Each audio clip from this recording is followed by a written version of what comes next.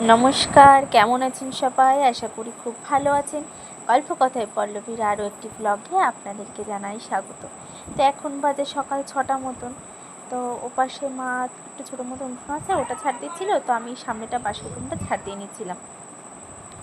আর আজকের ওয়েদারটা দেখুন, মানে কি বলবো, রাত্রে একটু হালকা পাতলা বৃষ্টি হয়েছিল, ওই যে অল্প অল্প জল জমে আছে দেখেছেন, হালকা পাতলা বৃষ্টি হয়েছিল। আর সকালবেলায় উঠে ওরে বাবা রে বাবা, কী রোদ! সকাল 6টার সময় যদি এত রোদ হয়, তাহলে সারাদিন ভাবুন কেমন রোদ হবে।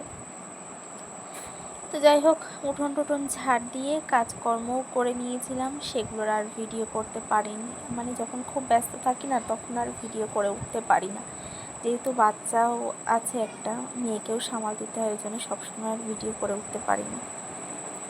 আর দিদি ওই যে রান্নাঘরটা ঝাড়ঝুড় দিয়ে পরিষ্কার করে নিচ্ছিল, তো তারপরে চলে এলাম ঘরটা মুছতে। তো চটপট করে ঘরটার মুছে নিয়ে যেতে হবে আবার আজকে একটু মাঠে, কারণ ফুল তোলার লোকেরা ফুল তুলতেও এসছে। মানে কি বলবো, মানে এত কষ্টও হয়ে যায় না সকালবেলা উঠে। তো আজকে আর রান্নাঘরে ঢুকতে হয়নি, মাই রান্না করেছিল, তো ওই দিক থেকে ওই জন্য আমার আর মাঠে যেতেই হতো।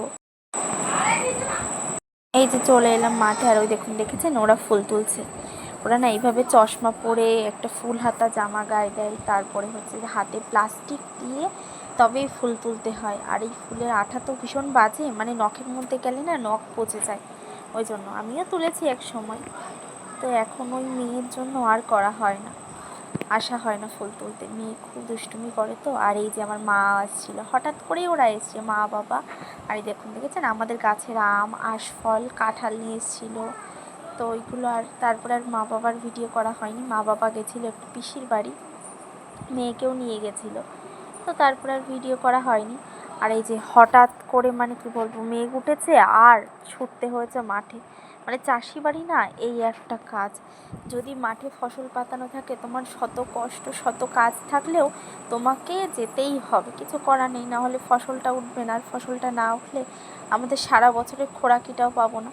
খোরাকি বলতে এটা তিল চাষ, তো তিলের থেকে যে তেল হয়, এই তেলটাই আমরা খাই। এবার এই তেলটা যদি নষ্ট হয়ে যায়, তাহলে তো তেলটা আমাদের কিনেই খেতে হবে বলুন। তো ওই জন্য শত কষ্ট হলেও আমাদের যেতে হয়। তো দুই যা, ভাসুরের ছেলে, সবাই মিলে চলে এসেছিলাম।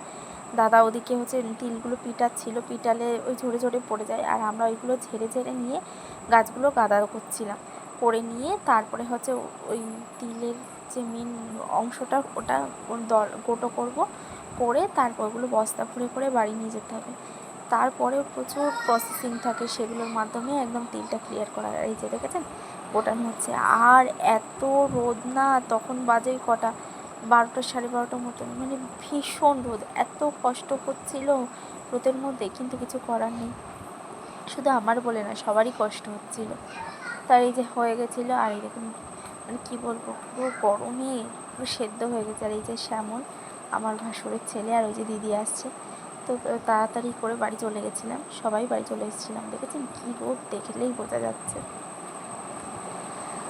তো যাই হোক, একদিক থেকে হলো একটু। আর এই দেখুন, দেখেছেন বললাম না প্রায় 12টা 12:30 মতন বাজে, এটা একদম ঠিক। আর এই যে আমার ছোটো যা, ও হচ্ছে দুধ চাল দিচ্ছিল বাচ্চাদের। আর যেহেতু মেয়ে বাড়িতে নেই না, ভালোও লাগছে না, আবার মানে ফাঁকা ফাঁকা। আর এই যে ঘরে একটা কোল্ড ড্রিঙ্কস রাখা ছিল, তো এখন ওদের থেকে কষ্ট হয়ে গেছে বলে সবাই কোল্ড ড্রিঙ্কসের বোতলটা নিয়েই বসে পড়েছি। 3 যা, ভাসুরের ছেলে, 2 ছেলে, আমার শাশুড়িমা পাশে শুয়ে আছেন, শাশুড়িমাকে আর দেখানো হয়নি। আর আমার ভাসুরের ছোটো ছেলে না একটু ছাতু খাচ্ছিল মেখে, আবার ও সেটাকে না ভিডিও করতে হবে বলে ও তাড়াতাড়ি করে এসছে। তো তারপরে ওই মা যেগুলো আশফলগুলো এনেছিল, তো সেই আশফলগুলো আমরা অনেক কটাই খেয়েছিলাম, আর দারুণ মিষ্টি কিন্তু খেতে। তো আজকের ব্লগটা এখানেই শেষ করছি, আর বেশি বড় করলাম না। ভালো লাগলে লাইক, কমেন্ট, শেয়ার করবেন, পাশে থাকবেন, সাপোর্ট করবেন। তার বেশি বড় করলাম না ব্লগটা, তো এখানেই শেষ করছি।